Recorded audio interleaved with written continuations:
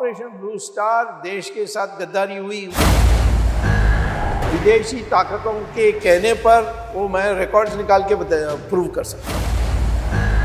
ਤੁਹਾਨੂੰ ਪਹਿਲੀ ਵਾਰ ਕਿਹਨੇ ਕਿਹਾ ਜਾਂ ਪਹਿਲੀ ਵਾਰ ਤੁਹਾਨੂੰ ਕਿਵੇਂ ਪਤਾ ਲੱਗਿਆ ਕਿ ਕੋਈ संत भिंडरांवाले ने? अचानक मुझे संदेश आया कि भिंडरांवाले जी संत जी मुझे यानी गोल्डन टेम्पल के लिए निमंत्रण कर रहे हैं। और ये उन्होंने मुझसे पूछा कि ये बीबी जी, उनको बीबी जी कहते थे, ये बीबी जी मेरे से बात क्यों नहीं करती?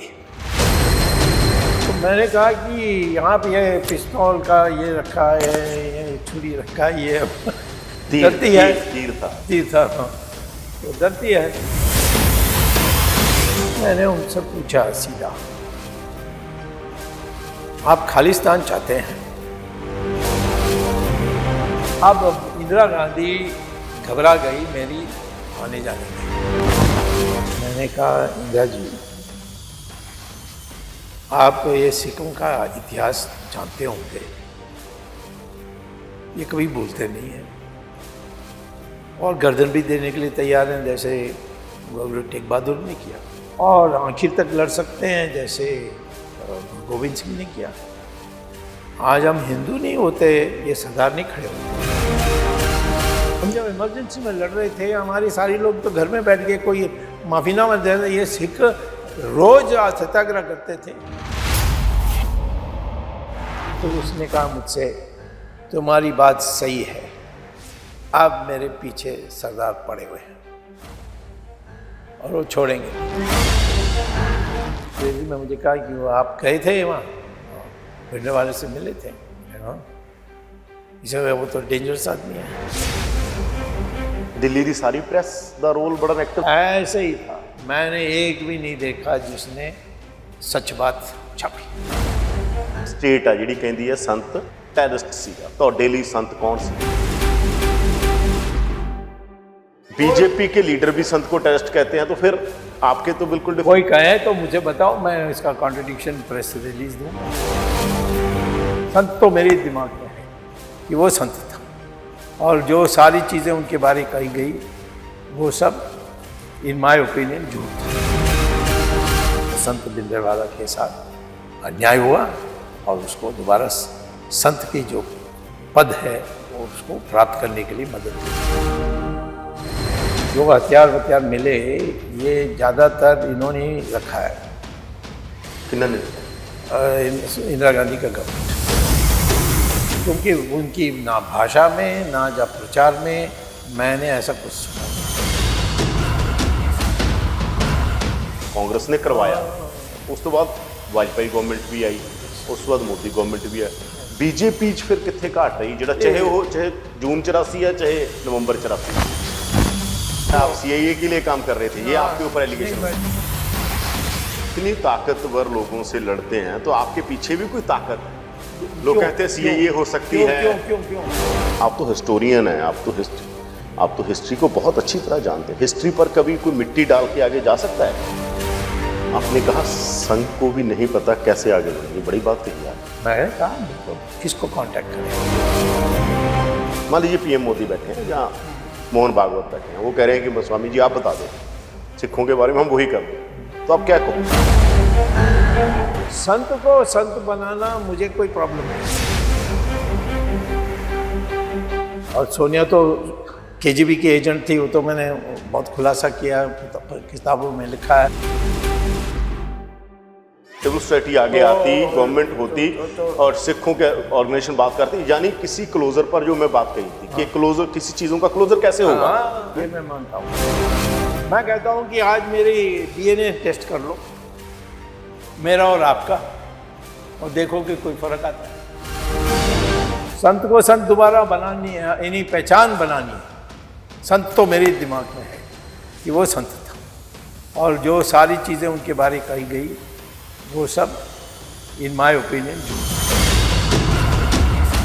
जिस दिन वो गए आपको दुख हुआ? जिस दिन नेचुरली, मैं इसीलिए कहाँ थे आप 6 जून को? मैं बेंगलोर में था। उनका फ़ोन आया था 2 तारीख 3 तारीख को। ਰਾਜਨੀਤੀ ਉਹ ਪੇਸ਼ਾ ਜਿਹੜਾ ਬੁੱਢਿਆਂ ਵੱਲੋਂ ਨੌਜਵਾਨਾਂ ਦੀਆਂ ਲਾਸ਼ਾਂ ਤੇ ਕੀਤਾ ਜਾਂਦਾ ਹੈ। ਇਤਿਹਾਸ 'ਚ ਅਜਿਹੇ ਬਹੁਤ ਸਾਰੇ ਮੌਕੇ ਨੇ ਜਿਹੜੇ ਇਸ ਗੱਲ ਦੀ ਤਸਦੀਕ ਕਰਦੇ ਨੇ। ਜੂਨ 84 ਦੇ ਦਿਨ ਹਰ ਵਾਰ ਨਵੇਂ ਸਵਾਲ ਖੜੇ ਕਰਦੇ ਨੇ। ਸਭ ਤੋਂ ਇੰਪੋਰਟੈਂਟ ਸਵਾਲ ਇਹ ਹੈ ਕਿ ਇਹਨਾਂ ਗੱਲਾਂ ਦਾ ਕੋਈ ਕਲੋਜ਼ਰ ਕਿਉਂ ਨਹੀਂ ਹੋਇਆ। ਦੂਜਾ ਵੱਡਾ ਸਵਾਲ ਇਹ ਹੈ ਕਿ ਸਟੇਟ ਨੇ ਕੋਈ ਸਿੱਖਾਂ ਨੂੰ ਹੀਲਿੰਗ ਟੱਚ ਦਿੱਤਾ? ਅਜਿਹਾ ਕਿਉਂ ਹੋਇਆ? ਕਾਂਗਰਸ ਵੀ ਆਈ, ਬੀਜੇਪੀ ਵੀ ਆਈ, तमाम ਸਵਾਲ ਉਵੇਂ ਹੀ ਖੜੇ ਨੇ। ਸੰਤ ਕੌਣ ਸੀ? ਇੰਦਰਾ ਕੌਣ ਸੀ? ਇਹ ਪੂਰਾ ਵਰਤਾਰਾ ਕੀ ਸੀ? ਇਹਨੂੰ ਸਭ ਤੋਂ ਨੇੜਿਓਂ ਜੋ ਕਿ ਜਾਣਦੇ ਨੇ ਡਾਕਟਰ ਸੁਬਰਾਮਨੀਅਮ ਸਵਾਮੀ ਨੇ, ਜਿਹੜੇ ਜਨਤਾ ਪਾਰਟੀ, ਬੀਜੇਪੀ ਲਗਾਤਾਰ ਬਹੁਤ ਸਾਰੇ ਵੱਡੇ ਮੁੱਦਿਆਂ ਤੇ ਬੋਲਦੇ ਰਹੇ ਨੇ। ਸਾਡੇ ਨਾਲ ਨੇ, ਅੱਜ ਉਹਨਾਂ ਤੋਂ ਪੁੱਛਾਂਗੇ ਕਿ ਕਿਉਂ ਅੱਜ ਵੀ ਸਿੱਖ ਜਦੋਂ ਬੀਜੇਪੀ ਸੱਤਾ 'ਚ ਹੈ ਉਹਨੂੰ ਵੀ ਉਵੇਂ ਦੇਖਦੇ ਨੇ, ਦਿੱਲੀ ਨੂੰ ਉਵੇਂ ਦੇਖਦੇ ਨੇ, ਸੈਂਟਰ ਨੂੰ ਉਵੇਂ ਦੇਖਦੇ ਨੇ। ਕਾਂਗਰਸ ਤੇ ਬੀਜੇਪੀ 'ਚ ਫਰਕ ਕਿਉਂ ਨਹੀਂ ਕਰ ਪਾਉਂਦੇ ਸਿੱਖ? तमाम ਸਵਾਲ ਉਹਨਾਂ ਨੂੰ ਕਰਦੇ ਆ। ਸਾਡੇ ਨਾਲ ਨੇ ਸਵਾਮੀ ਜੀ। ਸਵਾਮੀ ਜੀ, ਬਹੁਤ ਸਵਾਗਤ ਹੈ ਤੁਹਾਡਾ ਪ੍ਰੋ ਪੰਜਾਬ ਟੀਵੀ ਤੇ। ਸਵਾਗਤ ਹੋ। ਮੇਰਾ ਪਹਿਲਾ ਸਵਾਲ ਇਹ ਆ, ਮੈਂ ਉੱਥੋਂ ਜਰਨੀ ਤੋਂ ਸ਼ੁਰੂ ਕਰ ਦਾਂਗਾ। ਜਦੋਂ ਤੁਹਾਨੂੰ ਪਹਿਲੀ ਵਾਰ ਕਿਹਨੇ ਕਿਹਾ ਜਾਂ ਪਹਿਲੀ ਵਾਰ ਤੁਹਾਨੂੰ ਕਿਵੇਂ ਪਤਾ ਲੱਗਿਆ ਕਿ ਕੋਈ ਸੰਤ ਨੇ, ਸੰਤ ਭਿੰਡਰਾਂ ਵਾਲੇ ਨੇ? संत भिंडरे वाले यहाँ दिल्ली आए थे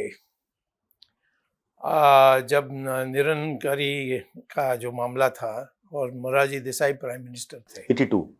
नहीं 78 79। तो उस समय हमारी सरकार ने निरंकारी को तो रक्षा दी गई, उनकी प्रतिरक्षा की, लेकिन भिंडरवाले की जो पॉपुलैरिटी है वो दिखाई पड़ा उस समय ही। फिर 1981-82 में ये खालिस्तान का प्रोपेगेंडा कांग्रेस से शुरू हुआ। और पहले वो जो कम्युनिस्ट था फिर लंदन में जाकर बैठ गया, मैं भूल गया उसका नाम, वो खालिस्तान का लंदन में शुरू किया। और फिर प्रोपेगेंडा यहाँ चली कि नानक निवास में रूम नंबर 32 में खालिस्तान का हेडक्वार्टर बन गया, वहाँ पासपोर्ट बनते हैं, वहाँ करेंसी बनते हैं, ये सब बातें कही। अचानक मुझे संदेश आया कि भिंडरेवाला जी, संत जी मुझे गोल्डन टेम्पल के लिए निमंत्रण कर रहे हैं और वो वहाँ के सारे लोग जो इकट्ठे होते हैं उनकी सभा में वो सब मिलने चाहते हैं, तो आप कृपया आइए। तो मैं गया था और उस समय वो नानक निवास के छत पर। केड़ा सन सी है ये 1983। तो मैंने उनको कहा, उन्होंने पहले इंट्रोड्यूस किया, इमरजेंसी में मैंने क्या किया, बड़ी प्रशंसा की। फिर कहा देखो मैं अनपढ़ हूँ, ये पीएचडी हैं, दोनों साथ बैठे।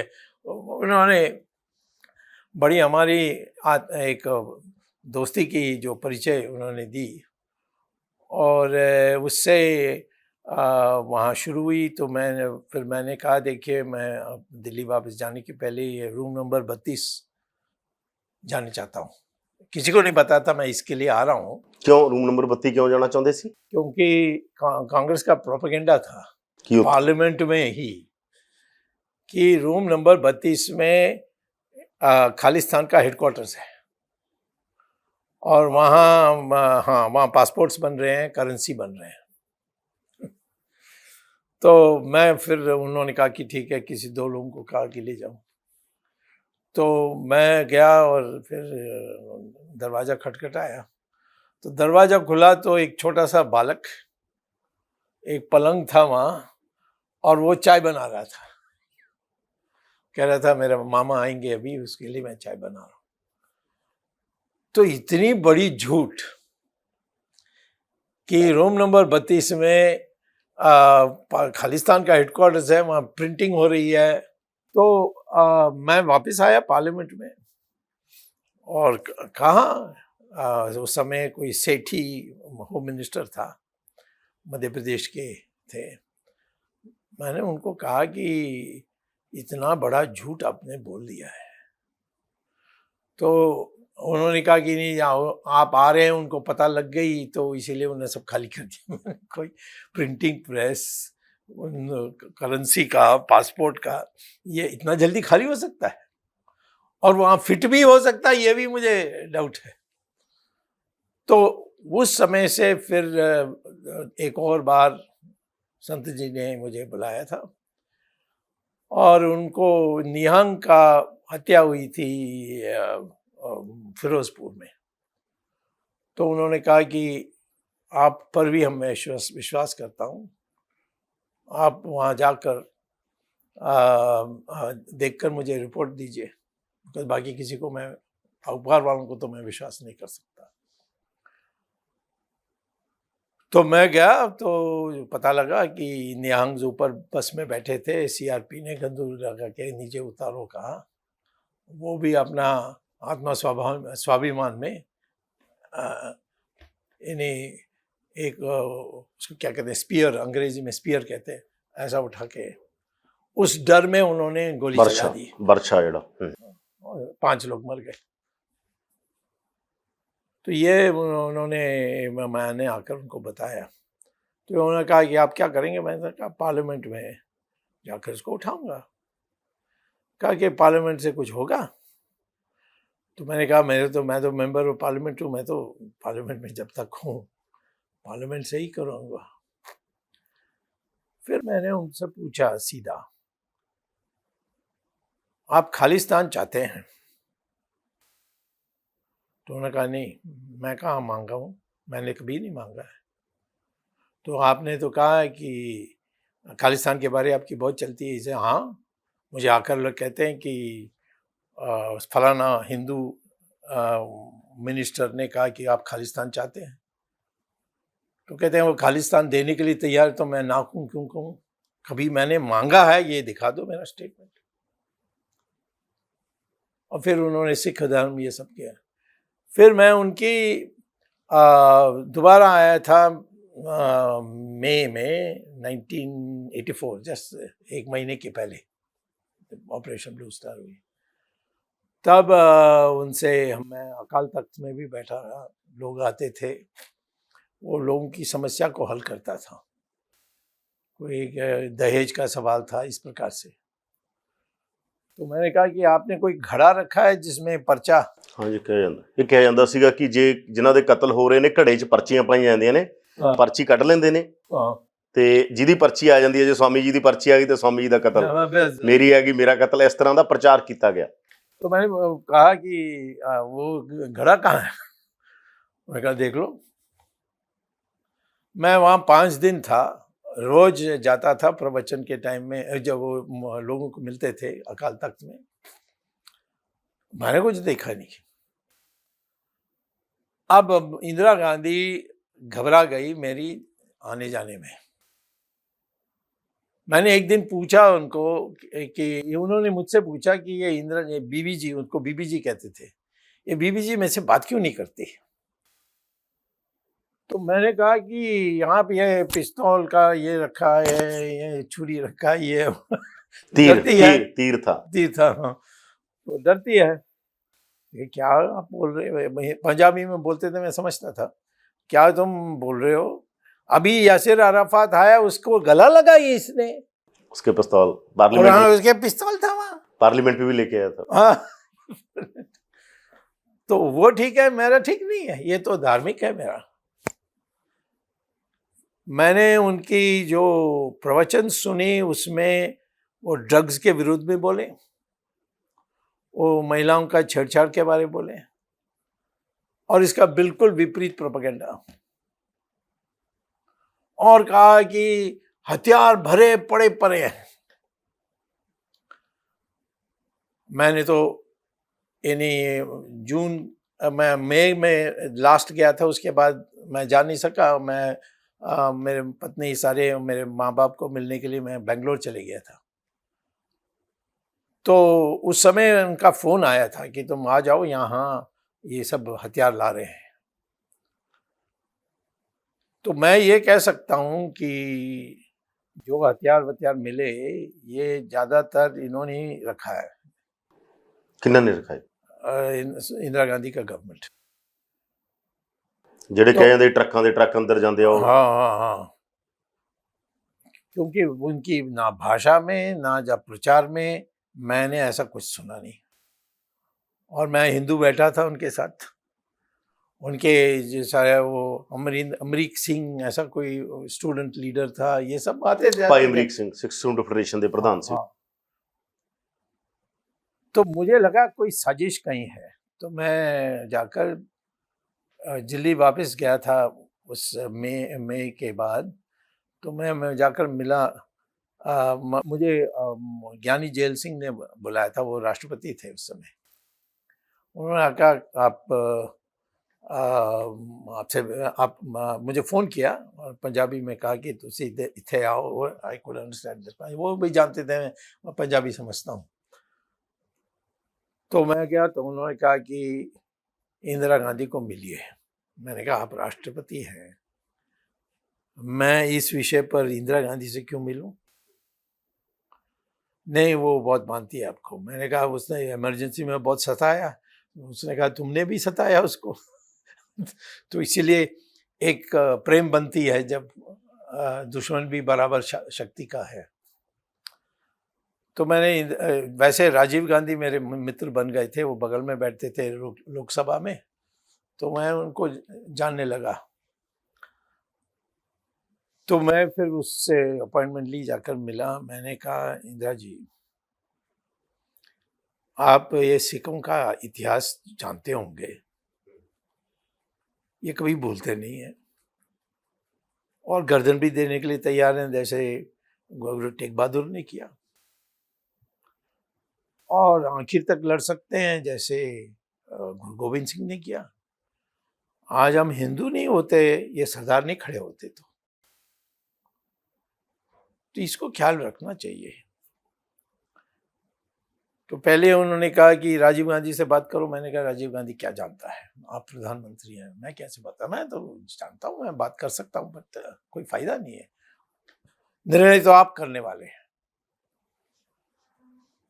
और ये चीज जरूर याद रखिए कि मैंने सुना है, ये मैं जून 1-2 तारीख की बात कर रहा हूँ, मैंने सुना है कि आप मिलिट्री भेजने वाले हैं और करेंगे तो खून खराबा होगा, और सिखों तो आपको कभी माफ नहीं करेंगे।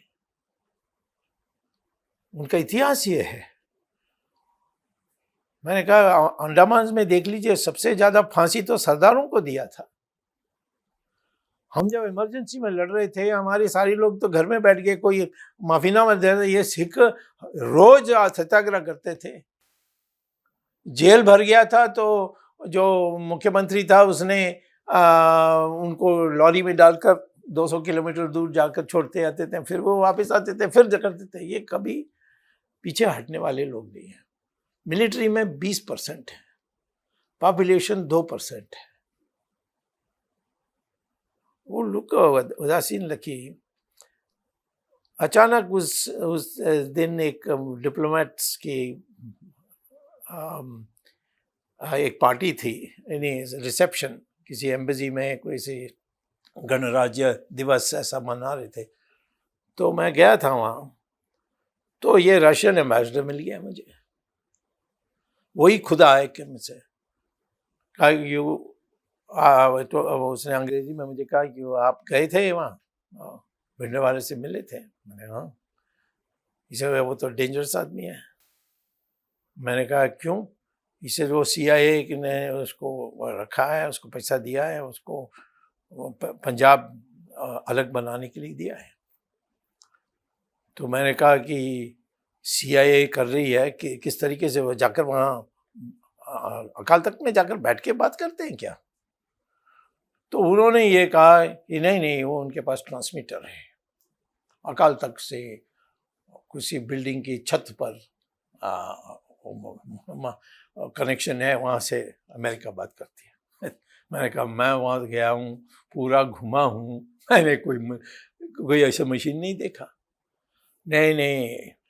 तो मुझे लगने लगा कि रशिया का दबाव कहीं है, और इसका प्रूफ था कि वो जो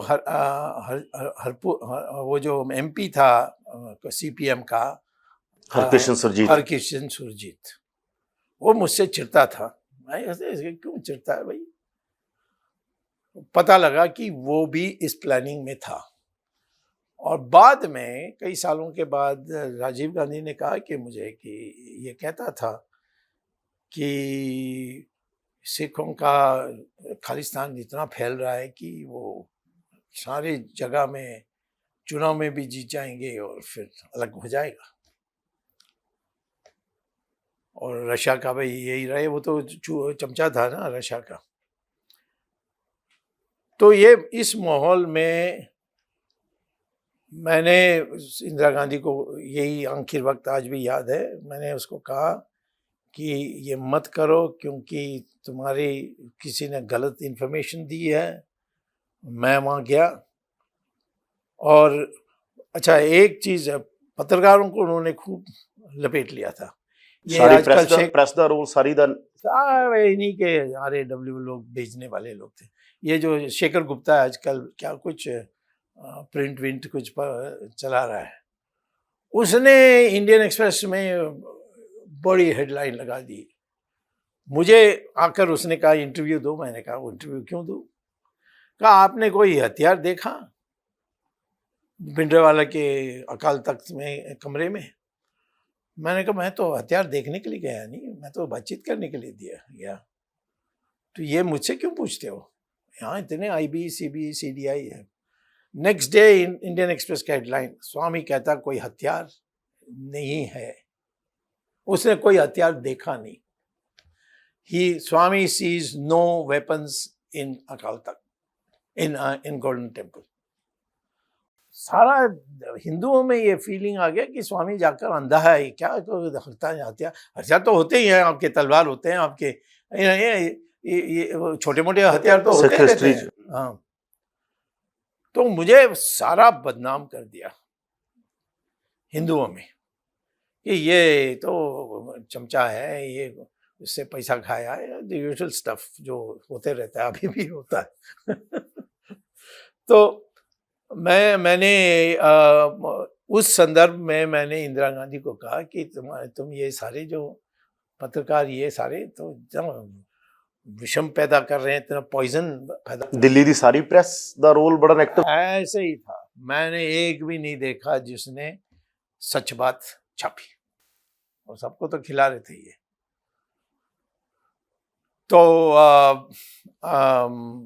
मैंने ज्ञान जी को फोन करके कहा कि कुछ मन बन गया इसका या मजबूरी है। और उसने कहा मजबूरी क्या हो सकती है? मैंने ज्ञान जी जैल सिंह को कहा कि ये तो पारिवारिक सोवियत रूस से जुड़े हुए लोग हैं।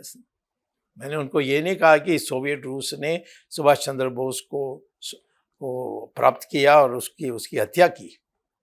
उसका मेरे पास सबूत भी है। मोदी नहीं चाहता कि सारे अखबार कागज़ बाहर आए, उसमें है। मैं बोलूँगा तो कहेंगे प्रोपेगेंडा कर रहे हैं। तो मुझे पता था कि अब सोवियत रशिया का ये एक इंटरेस्ट था, वो तो अफगानिस्तान आ गए थे। अफगानिस्तान को उस समय तो लग रहा था कि पूरा कब्जा कर लिया, और वो पाकिस्तान को उखाड़ने के लिए लगे हुए थे। हम भी उसमें सहयोग कर रहे थे उनको। पाकिस्तान आने के बाद इंडिया आने के लिए उनका प्लान था, उसमें सुरजीत इम्पोर्टेंट था। तो इसीलिए मैं चले गया। फिर ऑपरेशन ब्लू स्टार हुई और अकाल तख्त को उड़ा दिया। मुझे पार्लियामेंट्री कमेटी जब बुलाया, हमारे वाइस प्रेसिडेंट उस समय थे वेंकटरामन ऐसे कोई, मैंने कहा मैं नहीं जाकर देख सकता। अगस्त 24 तारीख 84 वो हमारी लास्ट सेशन थी लोकसभा की, उसके बाद चुनाव होने वाला था।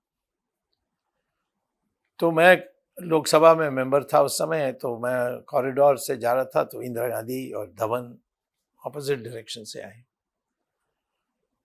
तो ये इंदिरा गांधी ने मुझे रोककर कहा तुम कहाँ हो? मैं बहुत आपको ट्राई किया, आपको चाय में बुलाने के लिए, राजीव भी बहुत कीन था and all that। मैंने कहा मैं यहीं हूँ। नहीं नहीं नहीं, ये धवन ये कहता था कि आप नहीं हैं। तो मैंने पूछा धवन को कब आपने मुझे फ़ोन किया? इसके माने इनके अंदर भी साजिश थी कि कोई मिलना मैं नहीं। ऑल्टरनेटिव, हाँ, क्योंकि मेरा प्रभाव इंदिरा गांधी पर था, क्योंकि मैंने इमरजेंसी में इसकी मैंने ऐसी तैसी कर दी कि वो मुझे बहुत मान मुझे तो उसने कहा इमरजेंसी भी मैंने तुम्हारे कारण ही हटाया था, जब तुम पार्लियामेंट में आ गए वहाँ बोल कर चले गए, पकड़ नहीं सके हम।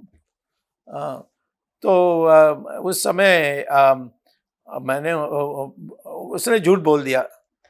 तो मैंने कहा, फिर उसने कहा मुझसे तुम्हारी बात सही है, अब मेरे पीछे सरदार पड़े हुए हैं और वो छोड़ेंगे नहीं। मैंने कहा मुझे बुरा लगता कि मैं जिन्हें बात जो बताई आप सुनी नहीं, और मैं भगवान से प्रार्थना करता हूँ ऐसा ना कुछ हो। उसमें मैं आ गया था। तो इंदिरा ਨੂੰ ਪਤਾ ਸੀ ਕਿ ਸਿੱਖ ਮਾਰ पता ਰਹੇ। था कि सरदार मारने वाले हैं। अब ਫਿਰ ਵੀ ਸਿੱਖਾਂ ਦੀ ਸਿੱਖ ਸਿਕਿਉਰਿਟੀ ਸੀ ਉਹਨਾਂ ਦੀ। उसने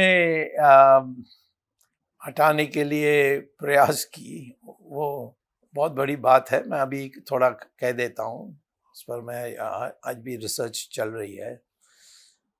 उसको हटाने के लिए आईबी तो रिपोर्ट दे दी थी, और स्पेशली ये दो लोग, ये जो बहुत बात कर रहे हैं, क्या वो बेअंत सिंह सतवंत सिंह, हाँ सतवंत सिंह। तो मैं एक दो बातें इसमें संबंध में बताना चाहता हूँ। तो सोनिया की माँ आई हुई थी, उसने कहा कि आप सिखों को पूरा हटा दोगे तो मेरी बेटी को मार देंगे वो यूरोप में, तो हटाना नहीं। किसने इसको सिखाया? माँ को, सोनिया की माँ को उनको कहने के लिए, मैं नहीं जानता। बट इतना जरूर मेरा रिसर्च बताती है कि सतवंत सिंह बीएसएफ के जो कंटोनमेंट है ग्वालियर के पास, वहाँ उसकी ट्रेनिंग हुई थी, और उसको जल्दी जल्दी गुस्सा आता था। तो एक दिन उसने बहुत थप्पड़ मार दिया, किसी का दांत टूट गया ऐसा, तो उसको एफआईआर रजिस्टर हो गई, सस्पेंड हो गई। तो आपका एक अतिंदर पाल सिंह कोई एमपी था, एमपी पहले पटियाला में बना, पटियाला तो, हाँ पटियाला 89 च बने। वो पत्रकार था भोपाल में। तो यतिंदर पाल सिंह इस लड़का को, सतवंत सिंह को ले गया अर्जुन सिंह के पास। अर्जुन सिंह और कम्युनिस्ट और सोनिया तो केजीबी के एजेंट थी। वो तो मैंने बहुत खुलासा किया, किताबों में लिखा है।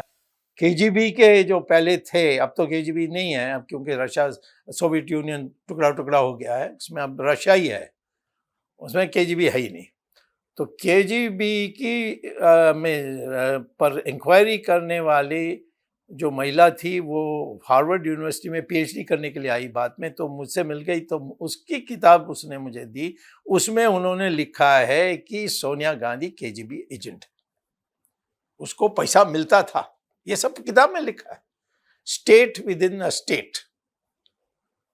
तुम गूगल में जाओगे तो मिल जाएगा, state with in a state. Deep state कहने हैं, डीप स्टेट नहीं कहा, state with in a state, जिन्हों से डीप स्टेट कह देने आगे। हाँ, उसमें उन्होंने ये लिखा है। राहुल का भी ट्रेनिंग हुआ केजीबी में, वो भी लिखा है। तो राहुल की उम्र तो बड़ी छोटी सी उदो, तो फिर ट्रेनिंग की बात है ना वो पर ये सारे 92 माने 22 साल का लड़का था, ऐसा नहीं है। वो 1970 में पैदा हुआ, और ये पुस्तक लिखी गई 1992 में। अच्छा, रॉ ਦੇ ਇੱਕ ਅਧਿਕਾਰੀ ਨੇ ਬੜੇ ਵੱਡੇ ਜੀਬੀਐਸ ਸਿੱਧੂ, ਉਹਨਾਂ ਦੀ ਕਿਤਾਬ ਆਈ ਹੈ, ਪੜ੍ਹੀ ਤੁਸੀਂ? नहीं, ਦਾ ਖਾਲਿਸਤਾਨ ਕਨਸਪੀਰੇਸੀ, हाँ, ਬੜੀ ਚਰਚਾ ਚ ਕਿਤਾਬ ਆ, ਉਹ ਬਹੁਤ ਜ਼ਿਆਦਾ ਪੜ੍ਹੀ ਜਾ ਰਹੀ ਹੈ। पढ़ूंगा, आपने कह दिया। ਉਹਨਾਂ ਦੀ ਥਿਊਰੀ ਹੈ ਕਿ ਉਹ ਕਹਿੰਦੇ ਹੈਗੇ ਕਿ ਉਹਨਾਂ ਨੇ ਇਸ ਤਰ੍ਹਾਂ ਦਾ ਇਲਜ਼ਾਮ ਲਾਇਆ। ਤੁਸੀਂ ਕਹਿੰਦੇ ਹੋ ਸੰਤ ਬਿਲਕੁਲ ਸੰਤ ਸੀਗੇ, ਸਾਫ਼ ਸੀਗੇ। ਮੈਂ ਇੱਕ ਸਵਾਲ ਕਰਨਾ, ਉਹ ਕਹਿ ਰਿਹਾ ਕਿ ਬੇਸਿਕਲੀ ਸੰਤ ਨੂੰ ਕਾਂਗਰਸ ਨੇ ਹੀ ਜਿਹੜਾ ਬਣਾਇਆ ਸ਼ੁਰੂ में ਬਣਾਇਆ। ਉਹ ਕਹਿੰਦੇ ਕਿ ਪਹਿਲਾਂ ਉਹ ਅਕਾਲੀਆਂ ਦੀ ਗਵਰਨਮੈਂਟ ਡੀਰੀਅਲ ਕਰਨਾ ਚਾਹੁੰਦੇ ਸੀ, ਅਕਾਲੀ ਦਲ ਤੇ ਜਨਤਾ ਦਲ ਦੀ 78 ਚ, 85 ਚ ਕਾਂਗਰਸ ਵੱਡੀ ਮੈਜੋਰਟੀ ਨਾਲ ਜਿੱਤੀ, ਸਭ ਨੂੰ ਪਤਾ, ਤਾਂ ਉਹਨਾਂ ਦਾ ਪਲਾਨ ਸੀ ਕਿ ਅਸੀਂ ਇਹ ਕਰਾਂਗੇ। ਉਹ ਵੱਖਰੀ ਗੱਲ ਹੈ ਕਿ ਉਹ 'ਚ ਇੰਦਰਾ ਦੀ ਡੈਥ ਹੋ ਗਈ, ਪਰ ਉਹ ਵੀ ਭਿੰਡਰਾਂ ਵਾਲੇ ਨੂੰ ਲਿਮੀਨੇਟ ਕਰਾਂਗੇ ਜਾਂ ਅਕਾਲ ਤਖਤ ਨੂੰ ਲਿਮੀਨੇਟ ਕਰਾਂਗੇ ਜਾਂ ਇਸ ਤਰ੍ਹਾਂ ਕਰਾਂਗੇ, ਬਹੁ ਗਿਣਤੀ ਭਾਵਨਾਵਾਂ ਨੇ ਜਿਹੜੀਆਂ ਜਾਗ ਪੈਣਗੀਆਂ ਹਿੰਦੂਆਂ ਦੀਆਂ। ਇਹ ਪਲਾਨ ਸੀਗਾ ਪ੍ਰੋਪਰਲੀ। ਇਹ ਪਲਾਨ ਇਹਦੇ 'ਚ ਕੋਈ ਉਹ ਕਹਿੰਦੇ ਕੋਈ ਸੰਤ ਦੀ ਭੂਮਿਕਾ ਸੰਤਾਂ ਵਾਲੀ नहीं सी। मैं पढ़ के ही कह सकता हूँ आपसे कि का क्या अर्थ था, परंतु जब मैं मिला उनको 83 में भिंडरावाला बिल्कुल स्वाधीन हो गए थे और वो उम्र में कम थे, 35।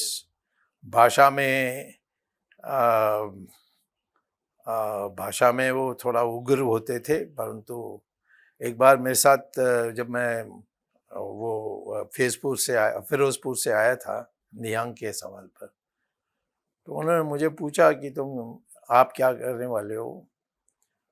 तो मैंने कहा मैं तो पार्लियामेंट ही जाकर बोल सकता हूँ। नहीं नहीं नहीं नहीं नहीं, इन्होंने जानबूझकर किया, इस पर कुछ करना चाहिए। हाँ, तो मैंने कहा क्या करना चाहिए? कुछ ऐसा करना चाहिए कि ये कभी ना करें। मैंने ऐसा कुछ है ही नहीं जो आप कभी कहे, क्योंकि तो वो तो सरकार है। तब उन्होंने मुझे कहा कि हिंदुओं को 50 मार दें तो कैसा होगा। तो मैंने कहा कि मैं यहाँ हिंदू बैठा हूँ तुम्हारे सामने, मुझे पहले गोली मारो। तो हंसने लगे, तुम इसको कैसे सीरियसली ली? मैं आपको देख रहा था आपकी रिएक्शन क्या होगी, और आप तो उतना ही बहादुर निकले जैसे मैं तो। एक ही बार ये बात आई थी हिंदुओं के मन, बट मैं जानता हूँ कि ये जो हमारे आजकल एमपी हैं पंजाब से,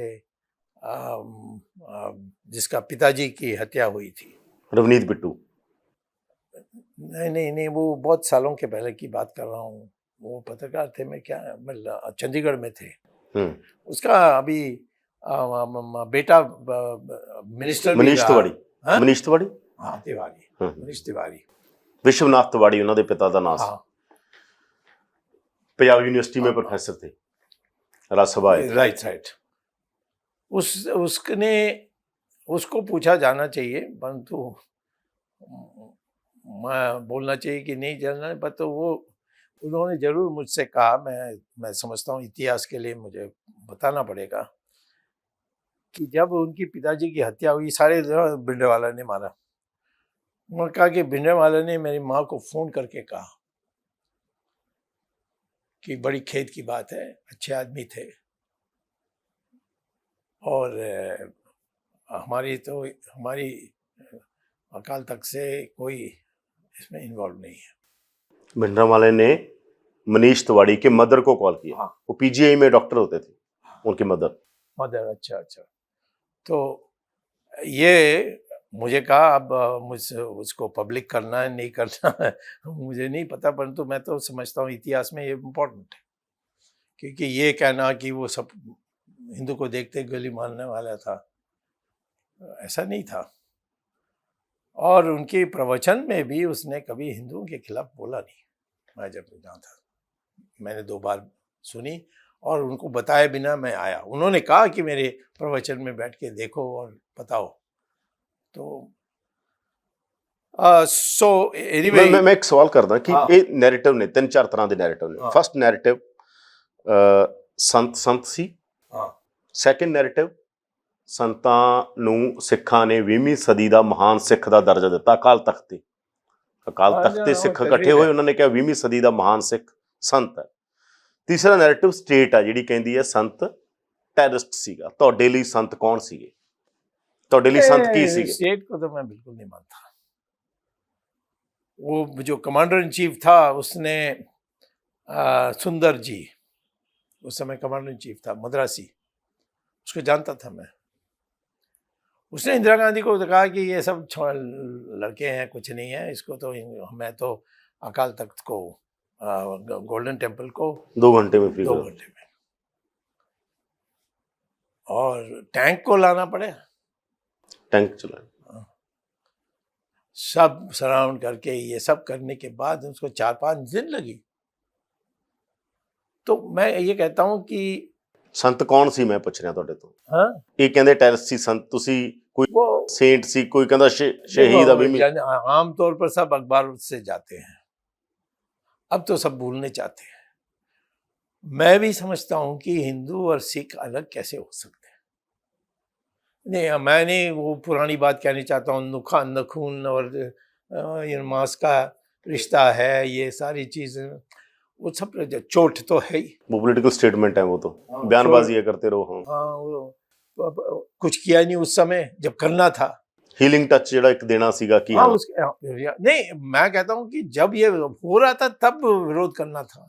आज लोग ये पूछते हैं मुझसे कि आज भी हिंदुओं को क्यों इतना लोग पसंद नहीं करते। मैंने कहा कि आपने उस समय किस साइड में थे।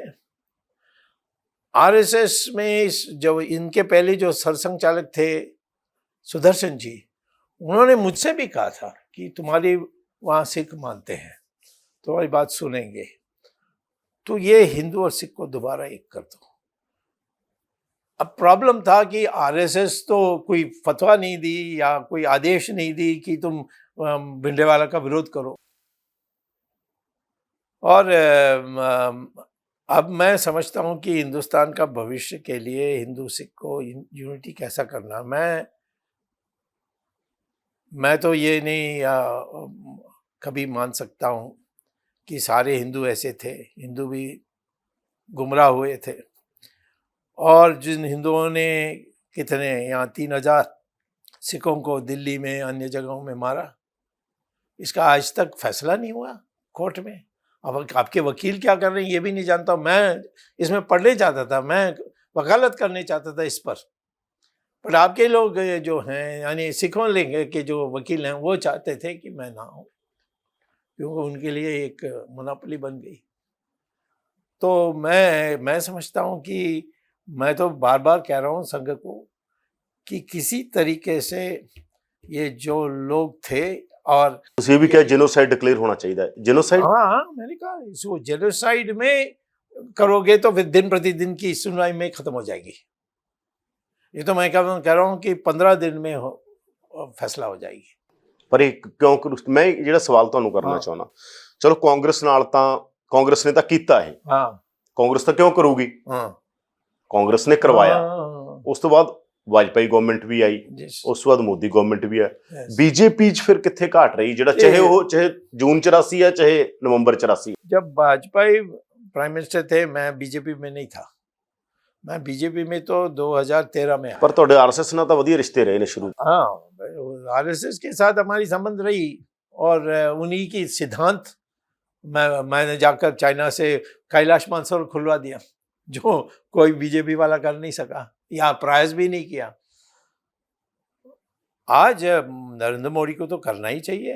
हम तो वैसे भी शून्य हैं आसाम में, पंजाब में कोई चुनाव का तो सवाल नहीं है, अब तो राष्ट्र का सवाल है। 20% सिख हैं हमारे आर्मी में, उनके दिल में सब में कुछ होगा ही। और जो हुआ दिल्ली में उसको तो हम कभी भूल ही नहीं सकते, क्योंकि मैं दिल्ली में था, मैंने भी कई सिखों को बचाया। हाँ, अपने गाड़ी चलाकर। कई बड़े फेमस भी हो गए हैं आज, वो बिजनेसमैन सब हो गए हैं। और उस समय उनको मैंने ठहराया मेरे अपने घर में, और लोग आए थे तो मैं गेट में खड़ा होकर कहा पहले मुझको करो फिर जाओ, फिर चले गए वो।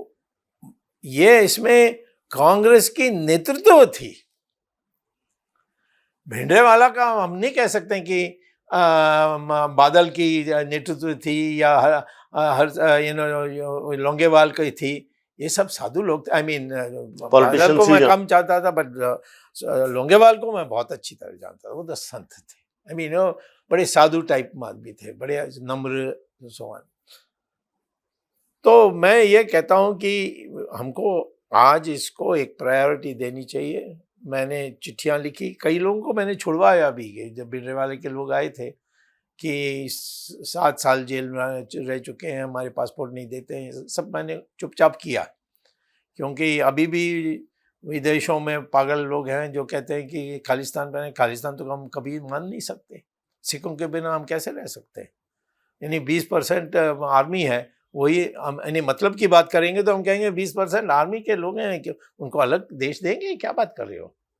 देश कैसा रहेगा? देश पहले भी नहीं रहता यदि गुरु गोविंद सिंह नहीं होते। तो इसीलिए खालिस्तान तो कभी नहीं मैं मान सकता। उसको स्वायत्ता भी देनी, एक इंडिपेंडेंट स्टेट बनाने की भी बात नहीं मैं मानूंगा। परंतु सिखों के साथ जो अन्याय हुआ है और जो इतिहास अभी भी लिखी जा रही है, उसको सही इतिहास लिखने की आवश्यकता है। यह है आज की सबसे बड़ा। और जब मुझे कोई पावर मिलेगी, बीजेपी में तो मुझे मोदी के सिवाय किसी और को पावर है ही नहीं, और मैं अलग से बैठ के उसको भी झाड़ रहा हूँ कि तुम ये पॉलिसी गलत है, तुम्हारी इकोनॉमी फेल है। ये तो मैं डरता नहीं हूँ। चाहिए तो हमारी पार्टी से निकाल दें और देखें कि मैं और भी मुसीबत पैदा करूँगा। तो वो उसकी चिंता नहीं है कि पोस्ट नहीं मिली, मिनिस्टरशिप नहीं मिली। परंतु मैं कहता हूँ कि राष्ट्र के निर्माण में ऐसा संघ भी इसी राय के हैं, परंतु उनको पता नहीं किस तरीके से आगे बढ़े। और कहीं ना कहीं इसको इस सवाल को लेकर बातचीत शुरू की। आपने कहा संघ को भी नहीं पता कैसे आगे बढ़े, ये बड़ी बात कही आपने। मैंने कहा बिल्कुल, किसको कांटेक्ट करें? वहाँ लोग, लोकल लोग तो कोई है। लोकल लोग में आरएसएस के लोग हैं, मुझे कि बोलते रहते हैं आओ आओ। मैंने कहा किस अधिकार के साथ आऊँगा मैं? मोदी तैयार होना चाहिए ना। अब ये फार्म के लिए 1 साल लगी उनको। आप तब भी बोलते रहे। हाँ, मैंने विरोध किया था। मैंने कहा कि इसको ये बहुत अच्छा है तो जो बीजेपी की सरकार है उसमें लागू कर दो और दिखा दो कि कितना सुंदर है ये रिफॉर्म। पंजाब को छोड़ दो। वह जिद नो, पर आखिर में झुकना पड़ा ना, और इसको वापस लेना पड़ा। और मैं समझता हूँ कि ये भी समझना चाहिए कि सिखों के साथ अन्याय हुआ, ये भूलने वाले नहीं है, इसको मिटाना है। अच्छा, एक गल दसो, ਤੁਸੀਂ ਜਦੋਂ ਤੁਹਾਡੇ ਬਾਰੇ ਖਾਸ ਤੌਰ ਤੇ ਕਿਹਾ ਜਾਂਦਾ ਕਿ ਤੁਸੀਂ ਕਰੈਕਟਰਾਂ ਦੀ ਗੱਲ ਕਰਦੇ ਹੋ, ਜ਼ਿਆਦਾ ਫੀਨੋਮੇਨੇ ਦੀ ਗੱਲ नहीं करते। मेरा सवाल मैं हिंदी च कर देना जो तुम इंग्लिश में बोलिए। हाँ, तो मैं कि आप करैक्टर जैसे भिंडरांवाले करैक्टर है इंदिरा गांधी। हाँ, आप जो एक फिनोमेना है, फिनोमेना क्या है कि 46 में खालिस्तान का मता पहले हरकृष्ण सरजीत ने डाला, ने सिख होमलैंड वर्ड था तब। 46 में एसजीपीसी में भी खालिस्तान का मता डाला। उसके बाद इसके पूरा कुछ क्वेश्चन थे, जैसे पानियों का मसला था, जैसे चंडीगढ़ पंजाब को मिले, पंजाबी बोलते इलाके पंजाब के हों, एक फेडरल स्ट्रक्चर की लड़ाई थी, ये कह दिया जाए। आनंदपुर का मता बेसिकली अगर उसमें ज्यादा डिमांड देखोगे आप कि हमारा धार्मिक कीर्तन दूरदर्शन से चलना चाहिए, हमें जहाज में कृपान लेके जाने का जो हमारा धार्मिक चिन्ह है वो है ना, संविधान में है। जी हाँ, ये सारी चीजें पर बाद में। तो ये जो पूरा फिनोमेना था वो तो ड्रेस नहीं हुआ आज तक वो, और उसके बिना संत और इंदिरा पर बात करना तो कोई ठीक है, वो बड़े वो थे। देखिए, इन चीजों में तो दो पक्ष होते हैं ना। सिखों ने भी कितना पहल किया है। मनमोहन सिंह तो प्रधानमंत्री बने, नहीं कर सकते थे। वो सोनिया गांधी के इतने डर थे कि मुझसे भी, मैं उनका क्या 40-50 साल का दोस्त हूँ। दोनों इकोनॉमिस्ट हैं, दोनों प्रोफेसर रहे हैं। इसने उम्र में मेरे से ज़्यादा होने के कारण जब मैं प्रोफेसर बनना था तो इन्होंने मुझे प्रोफेसर बनाया आईआईटी में। मैं हार्वर्ड छोड़ के आया था उस समय, तो मैं इतना अच्छा जानता हूँ। जब ऑपरेशन ब्लू स्टार के बाद जब मैंने विरोध किया तो इन्होंने धन्यवाद दिया, पर आप क्यों नहीं बोले? जब मैंने कहा हमारी तो दूसरी स्वभाव है। तो मैं कहता सिखों को, इंटेलेक्चुअल्स हैं जगह में, मिनिस्टर्स हैं, ये सबको इकट्ठे होकर एक जगह में एक अपना एक दस्तावेज तैयार करना चाहिए कि ये जो इश्यूज थे, मैं ये कह रहा हूँ ना कि सिखों के कुछ नहीं, दस्तावेज इश्यू तो आज तक एड्रेस नहीं हुए ना। दोबारा क्यों हर जून 84 पर लोग इकट्ठे क्यों होते? तो आप अभी दबाव लगाना, सिखों को भी दबाव लगाना चाहिए, इन इश्यूज को पहले साफ करो। क्योंकि अगर इशू रहेंगे तो संतों की जगह कोई और संत आ जाएंगे। खालिस्तान का कभी ये जो नहीं, उन्होंने भी नहीं मांगा था केजरीवाल, नहीं मैं कहता हूँ केजरीवाल जो है ये तो भड़का रहे हैं आपको। ये तो चुपचाप नक्सलाइट है, इसको लोग पता नहीं है कि नक्सलाइट है। इसकी जो भूमिका मैं सब जानता हूँ। तो मैं ये कहता हूँ कि आज खालिस्तान को तो हम कभी नहीं मान सकते, इसमें लड़ना तो लड़ेंगे। उसके देश का बहुत बंटवारा हो गया, अब आगे बंटवारा नहीं है, अब जो चले गया उसको लेने की बात। मैं ये कह रहा हूँ कि जो इश्यूज थे उन्हीं की बिना पर आगे जो खालिस्तान की एक्सटेंशन, मान लीजिए 86 में वहां पर ऐलान हुआ, आपको पता है ना कि अकाल तख्त पर बाद में ऐलान कर दिया गया खालिस्तान का। संतों ने ऐसा कुछ नहीं किया था, 84 तक कुछ भी नहीं। आप जानते हैं, हम भी जानते हैं, पढ़ा है। उन्होंने कहा कि अगर अकाल तख्त पर अटैक होगा तो इसको नींव माना जाए खालिस्तान, ये उन्होंने बोला था कि अगर होगा।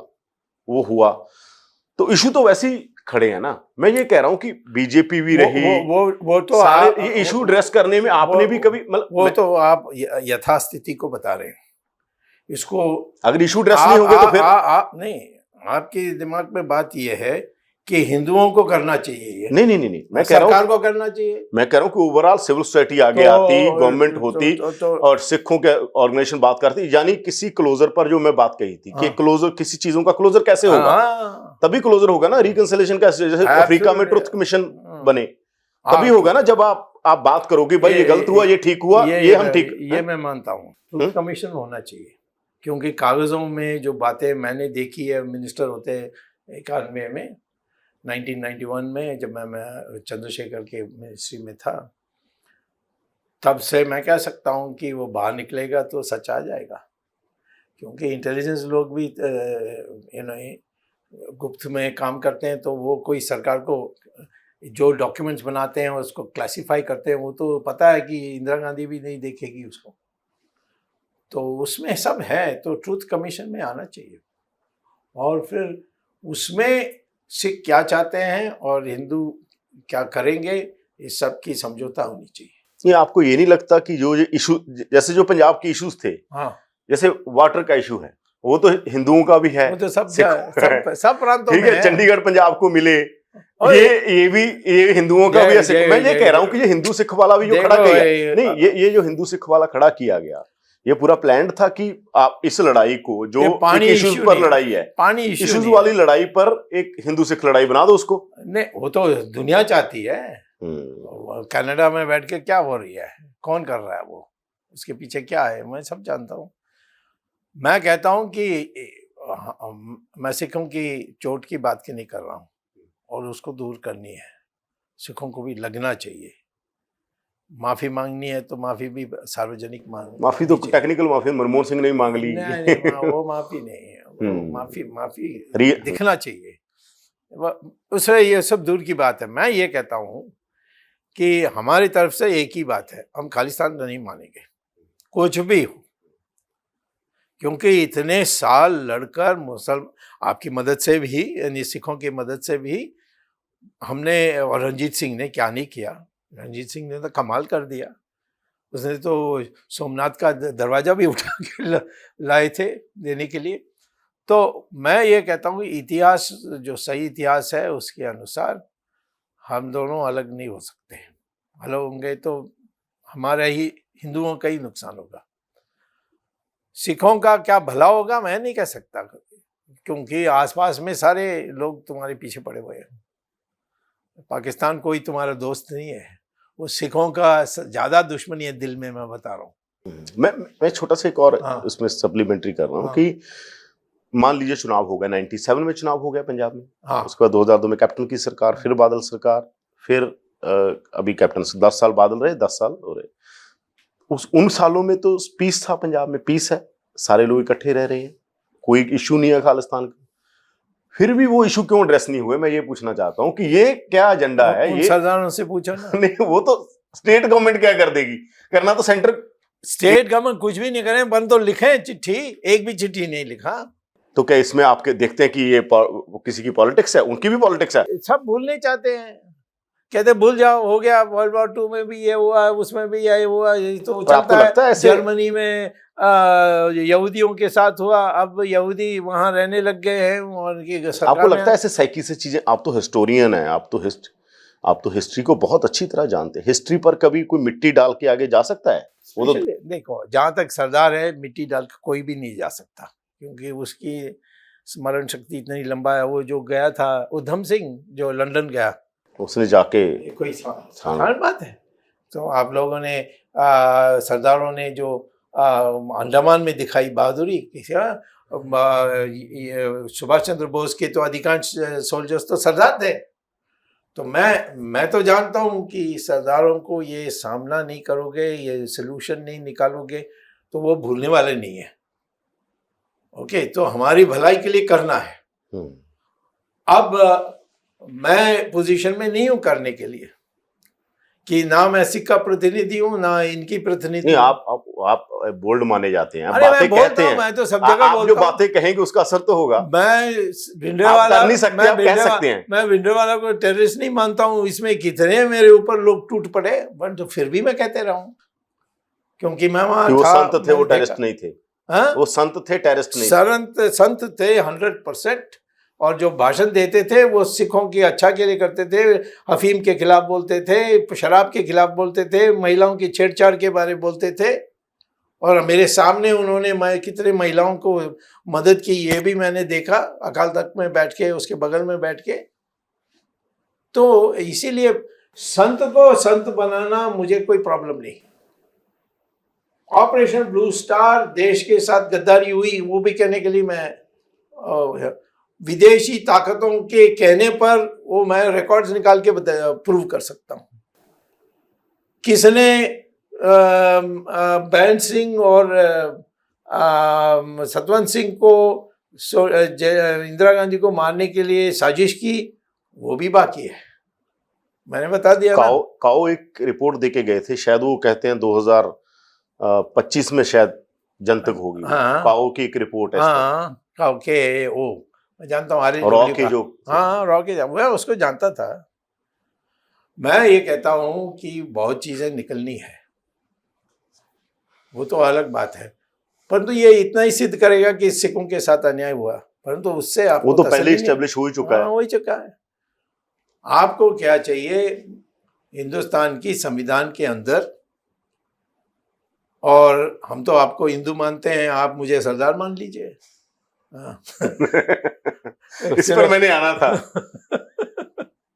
तो मैं ये कहता हूं कि परंतु हम दोनों अलग नहीं हो सकते हैं, हमारा भी नुकसान होगा।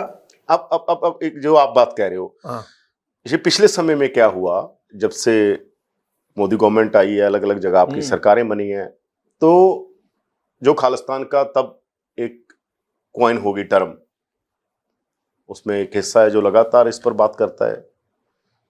कुछ लोग हैं जो कांग्रेस अकाली दल के साथ हैं, कुछ लोग मेन स्ट्रीम में हैं। अब वहां पर यह बात चलती है कि भाई जब हिंदू राष्ट्र की बात हो सकती है, खुले पर हो सकती है कि हिंदू राष्ट्र बनेगा, तो सिख राष्ट्र की क्यों नहीं हो सकती? ये बात ये क्यों आपको लगता है कि ये भावना अगर फिर ऐसी किसी भी, जब हम संविधान में ये है कि ये राष्ट्र हिंदू राष्ट्र नहीं है, संविधान में तो यही लिखा हुआ है ना, हम एक राष्ट्र हैं, लिखा है। ये सारे फेडरेशन सब बकवास है। क्यों हम गवर्नमेंट को डिसमिस कर सकते हैं? स्टेट में सेंट्रल गवर्नमेंट स्टेट गवर्नमेंट को डिसमिस कर सकती है, पर हिंदू राष्ट्र तो नहीं लिखा है ना। हिंदू राष्ट्र लिखा ही नहीं, परंतु इतना जरूर लिखा कि हिंदू माने सिख, बुद्धिस्ट और जैन। 25 धारा 25 बी, धारा 25 की जो प्रोविजो है, इसी पर तो सिख 47 के बाद धारा 25 बी पर लगातार इस पर सिखों ने एतराज जताया है। नहीं, देखो हिंदू 25 बी की हम अपनी मैरिज, आनंद मैरिज एक्ट के तहत, उसके बाद ये हुआ भी कि हम रजिस्टर नहीं करेंगे।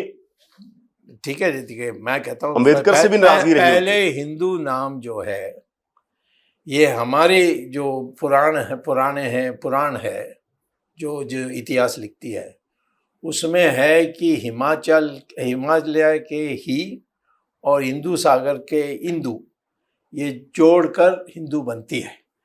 अंग्रेजों ने आकर पागल कर दिया हमें कि वो सिंधु को हिंदू नहीं बोल सकते थे, इसीलिए हिंदू हो गया, और सब बकवास है। आर्य द्रविड़ बकवास है, क्योंकि डीएनए टेस्ट के अनुसार हम सब एक ही हैं, कोई बाहर से नहीं आया। डिस्कवरी ऑफ इंडिया में तो नेहरू इतना कुछ, वो सारा नेहरू लिख रहे हैं, वो तो पंडित थे।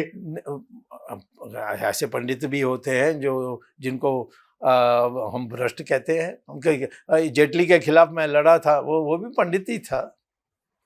मैं इसमें नहीं जाता हूँ। पंडित होता गुणा। किसने कहा? भगवान कृष्ण ने कहा।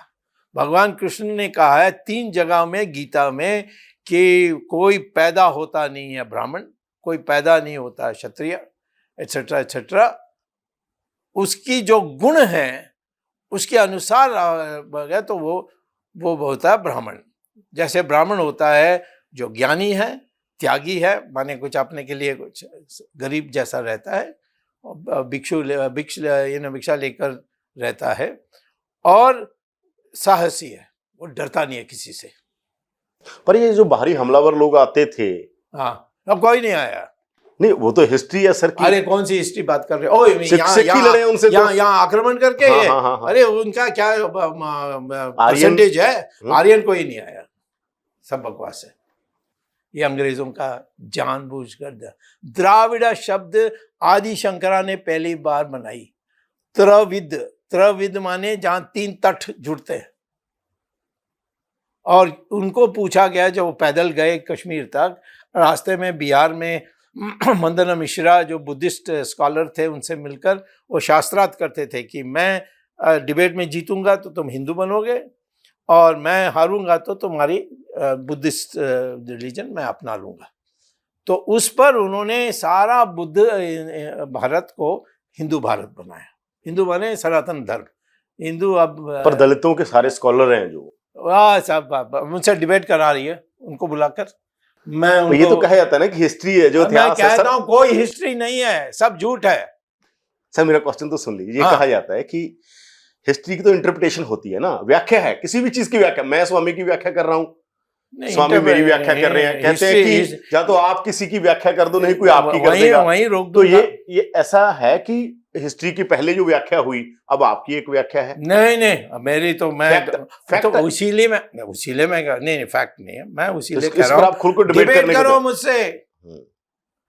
मैं कहता हूँ कि आज मेरी डीएनए टेस्ट कर लो, मेरा और आपका, और देखो कि कोई फर्क आता है। ये तो होकर जर्नल्स में पब्लिश्ड हुए, यानी इंग्लैंड में कैम्ब्रिज जर्नल ऑफ जेनेटिक्स। मैं यही कह रहा हूं, मान लीजिए डीएनए एक है, जो आप कह रहे हैं, आपके मुताबिक हम मान लेते हैं। हाँ। सिद्धू मूसेवाला वाला इशू पर आपने ट्वीट किया, हाँ, कि उसका सिक्योरिटी क्यों विड्रॉ किया? नहीं, आपने ये कहा कि गुजरात के साथ वो क्या कैसे कहा? मतलब वो सिद्धू मूसेवाला को आप पहले जानते थे, जहाँ ये अभी पता चला? मैं उसका नाम ही नहीं जानता था। उसको देखा कि, और मैंने पढ़ा कि उसका सिद्धू मूसेवाला जट सिख था। हाँ, जट सिख। हाँ, एनीवे उसका सिक्योरिटी को विड्रॉ कर दिया या कम कर दिया। तो फिर मैंने कहा ये जहाँ भी होता है वहाँ चीफ मिनिस्टर और होम मिनिस्टर को पहला अक्यूज बनाना चाहिए। सर आप कहते रहे कि भिंडराम वाले संत थे और अच्छे लोग थे, कांग्रेस ने उनको बदनाम करके, या कांग्रेस की पूरी पॉलिटिक्स थी, केजीबी के साथ मिलकर उन्होंने ये सारा किया। पर वहीं जिसको आप अच्छी ऑर्गेनाइजेशन मानते हैं, आरएसएस को, उनकी पोजीशन बिल्कुल अलग थी वहां पर पंजाब में। आपको कैसे पता है? और उस समय मैं नहीं कह सकता। उस समय आप उनके साथ इन टच नहीं थे? नहीं थे। मैं बचपन में आरएसएस शाखा जाता था, फिर मेरे फादर ने कॉन्वेंट स्कूल भेज दी मुझे, और फिर मैं अमेरिका चले गया, और जब वापस आया तब मेरे माँ ने मुझे याद दिलाई कि तुम 7-8 साल तक तो तुम शाखा जाते थे। वो तुर्कमान गेट के पास ही था, वो महाराजा रंजीत सिंह रोड एक है वहाँ। अब तो सारे हमारे गवर्नमेंट के प्रेमिसेस सबको तोड़कर उन्होंने जेपी हॉस्पिटल बना दी। तो आरएसएस ने अपना रिकॉर्ड देखा। वो वैसे भी मेरे विचार उनके जैसे ही थी। हम एंटी कम्युनिस्ट, हम प्रो मार्केट, और हिंदू के लिए एक एकता पैदा करने के लिए ये कास्ट वास्ट सब। तो उस समय के सरसंघ चालक मुझे उनके लोगों को भेजा और वहाँ से फिर मैं एटम बम हम बना सकते हैं, बनाना चाहिए। इंदिरा गांधी बहुत चिढ़ी उस पर, पार्लियामेंट में मुझे बड़ा बदनाम करने की कोशिश की। तो इस तरीके से बिल्ट का फिर इमरजेंसी में हीरो हो गया। अब पता नहीं अब हमारी नहीं, इमरजेंसी का हमें याद है कि नहीं। बिल्कुल बिल्कुल हाँ, याद है। तो लोंगेवाल तो सबसे ज़्यादा इसकी प्रशंसा करते थे। तो तो धीरे मैं ये कह रहा हूँ धीरे कि वहां धीरे पर जब आप बोल रहे थे वहां पर भी हाँ तो आरएसएस के हेड होंगे तब पंजाब में, हाँ तब किसी ने, नहीं क्योंकि उनकी मैंने नहीं पोजीशन बिल्कुल अलग थी। मैं किसी नहीं पंजाब में वो उनकी पोजीशन वो तो बीजेपी आरएसएस की बिल्कुल डिफरेंट थी। वो नहीं संत मैं को हाँ वो मुझे टेररिस्ट उस कहते हैं। समय भिंडरावाला के मामले पर यहाँ वाजपेयी था, वाजपेयी मेरा शत्रु था और उसने उसने माहौल ऐसा बना दी कि ये कोई सब लोग मुझे गाली दे रहे थे।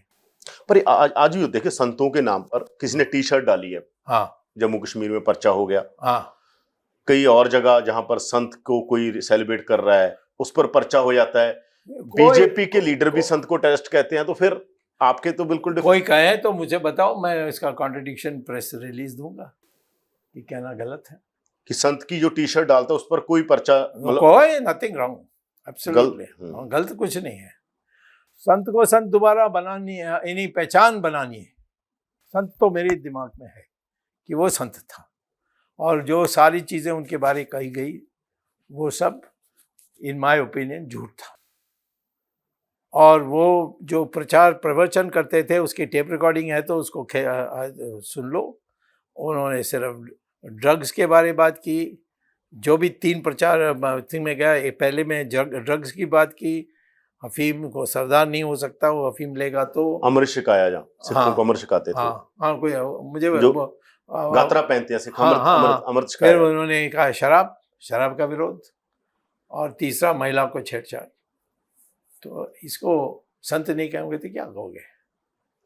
और तो फिर आज के मैं कह रहा हूँ उस टाइम भी ये आरएसएस और बीजेपी में विरोध था, आज भी आज के टाइम भी आरएसएस और आरएसएस में जो पर्सनालिटी बनता है ना उस पर डिपेंड करता है। ओके, रज्जू भैया बन गए, वो तो मेरे खिलाफ थे, इसीलिए मैं जनता पार्टी में बना रहा। 2013 में मोहन जी ने आकर को मुझे कहा कि सारी बातें तो तुम सफल भी होते हो, जैसे मैंने चाइना से जाकर बात करके कैलाश मानसरोवर हाँ उसको खुलवा दिया, जो कोई नहीं सोचता था। इंदिरा गांधी भी हैरान होगी थी, उस समय इंदिरा गांधी प्रधानमंत्री थी। तो मैं तो उन्होंने ये मुझे कहा कि तुम हमारे खिलाफ बहुत थे। मैंने तो इनका बहुत गाली देता था क्योंकि ये छोड़कर चले गए मुझे, और वाजपेयी जैसे शराबी ऐसे लोगों को ज़्यादातर। आपने फिर कभी आपने आरएसएस के बड़े लोगों को ये कहा है कि संत ये थे, आपको पोजीशन बदलनी चाहिए? मैं तो रोज नहीं, उनकी मीटिंग में कहा है? हाँ मीटिंग में कहता हूँ कि वो संत थे, मैंने ये नहीं कहा आपको बदलना चाहिए, वो तो मेरा अधिकार नहीं है। लोग अपने विचार रख दीजिए, परंतु मैं तो ओपनली कहता हूँ। कभी मैंने हिचकिचाया कितने जगह में, कभी भी लोग कहते हैं तुम बंदा के साथ मिले थे, हाँ मिला था। फोटो छपते हैं, यानी ट्विटर में बहुत फोटो चलती है मेरा और संत बैठ के बात कर रहे हैं। मैं तो कहता हूँ थैंक यू, मैं इससे कुछ मुझे शर्म नहीं है, मुझे तो आनंद है कि मैं इसको जानता था, ये जिस दिन बहुत बड़ा संत बन सकता है। जिस दिन वो गए आपको दुख हुआ? जिस दिन नेचुरली मैं इसीलिए कहाँ थे आप 6 जून को? मैं बैंगलोर में था। उनका फोन आया था 3 तारीख को कि आने के लिए। मैंने कहा अभी मैं अपने माँ बाप को देखने के लिए आया हूँ, अभी नहीं आऊँगा, जून एंड में आऊँगा। परंतु उनको बोलकर गया था मई में कि ये फौज भेजेंगे, इसमें मत पड़ो। वो कहता है वो तो बात ही नहीं करनी चाहती है मेरे साथ।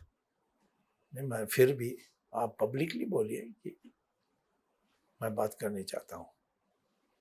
मैंने कहा कि लोग समझेंगे मैं झुक गया हूँ। मैंने कहा वो तो होगा ही, लोग तो बोलने वाले लोग तो बोलते रहेंगे। तो सीता के लिए भी एक ने कह दिया कि ये तो रावण के साथ रही बहुत दिन, ये तो अशुद्ध है। हमारे समाज में तो सब बोलते हैं ना, लोकतंत्र इसीलिए है कि सबको पसंद है अपनी बात बोलने के लिए। तो ये मैं ये कहता हूँ कि आरएसएस से दोबारा ये मेरी बात होगी 14 तारीख अन्य विषयों पर, और मैं देखता हूँ कि इस बात को भी उठाऊं कि अब टाइम आ गया है सिखों के साथ। कि हाँ, क्योंकि हमारे देश की खतराएं ऐसे हैं, इसका दूसरे लोग फायदा नहीं उठाना चाहिए। और चोट तो है ही इसमें, क्या, और वो करने वाले इंदिरा गांधी थे, हम क्यों इस पर अपने अपनी छाती पर ले। तो हमारी, और उस टाइम क्या गया ना कि अडवाणी ने जो किताब लिखी माई कंट्री माई लाइफ, उसमें भी वो कहते हैं कि हमने प्रेशर डाला इंदिरा पर कि जल्दी ब्लू स्टार करो। हाँ, वो तो अब तो मार्गदर्शन मंडल में है, उसको गौशाला कहते हैं। अडवाणी कहाँ है इसमें, क्यों? अब उन दिनों में ये तो 2 सीट ही जीते थे 1984 में, सिर्फ 2 सीट। ये राम मंदिर आने के बाद ही सीट्स बढ़ने लगे। फिर मेरी जो नेशनल हेरल्ड और 2G इस भ्रष्टाचार केस से दोबारा अपनी नाम बनी, नहीं तो पिट रहे थे हम। तो मैं ये नहीं कहता हूँ कि वो उसने क्या कहा, इसने क्या कहा। वो लोग अपनी राय व्यक्त की सोचे बिना। मैं शुरू से एक ही बात पर हूँ, मैं कई चीज़ बदल सकता हूँ। कल तक मैं चाइना का दोस्त था, आज मैं बड़ा शत्रु हूँ क्योंकि वो हमारी ज़मीन में आ गए। परंतु यहाँ जहाँ है, मैं इससे कभी बदलूंगा नहीं कि भिंडरावाला संत के साथ, हाँ, संत भिंडरावाला के साथ अन्याय हुआ और उसको दोबारा संत की जो पद है उसको प्राप्त करने के लिए मदद करनी चाहिए। एक बंदी सिंह जो तब के हैं, जो इनको 38 साल हो गए इस बात को, 38 साल हो गए, कोई 25 साल से है जिन्होंने बाद में कुछ एक्शन कर दिए, जो बंदी सिख हैं जो हाँ, मूवमेंट में बंदी तब थे, उसके लिए मैंने उसमें वो अंदर आज भी जेलों में, जैसे जगतार हवारा है वो तिहाड़ जेल में है, जैसे बलवंत राजवाना पटियाला जेल में है। तुम्हारी तो ये मोदी सरकार के साथ भी हमेशा सिख बात का, आप कहते हो सिख बात नहीं करते, सिखों ने बहुत सारे इश्यूज गवर्नमेंट के सामने रखे। उनके करें तो मैं क्या करूं? मुझसे जो बात किया उनको तो मैंने छुड़वा दिया। वो आए थे, अगर आपके पास अभी डेलीगेशन लेके हैं, आप आरएसएस से बात करवाएंगे उनकी? अभी नहीं करूंगा क्योंकि मैं अन्य चीज़ों में लगा हूँ और लोग समझेंगे कि मुझे और कोई काम नहीं है। मैं जिसमें लगा हूँ उसको पूरा करने के बाद मैं ही बता दूंगा। उस समय तो आप खुद भी रख सकते हैं ये बात, जैसे 14 को मैं तो कितनी बार मैंने बोला बंदी है। सिंहों पर मैंने कितने लोगों को, मेरे पास कॉरेस्पॉन्डेंस भी है, जब राजनाथ था होम मिनिस्ट्री, हमने कितने लोगों को पासपोर्ट्स वापस करवाई। लंदन में अमेरिका गया था तो वो सैन होजे में वहाँ गुरुद्वारा में जाकर उन लोगों ने परंतु ये मुझे कोई ये धमका नहीं सकता है कि हम खालिस्तान चाहेंगे। मैं खालिस्तान कभी मानूंगा नहीं। इस हिंदुस्तान का और खंडित होना मैं कभी नहीं मान सकता। और मैं तो शुरू से राष्ट्र के लिए ही मैंने लड़ाई की है। मैंने इमरजेंसी में भी राष्ट्र के लिए लड़ाई की। मुझे चाहिए तो इंदिरा गांधी मुझे अपने कैबिनेट में लेने के लिए तैयार थी। मैंने, क्योंकि मेरे माँ बाप कांग्रेस के थे और मेरे तमिलनाडु में जो भी कांग्रेस बनाया उसमें कामराज के बाद उनके कामराज के गुरु थे, वो मेरे पिता के ग्रैंडफादर थे।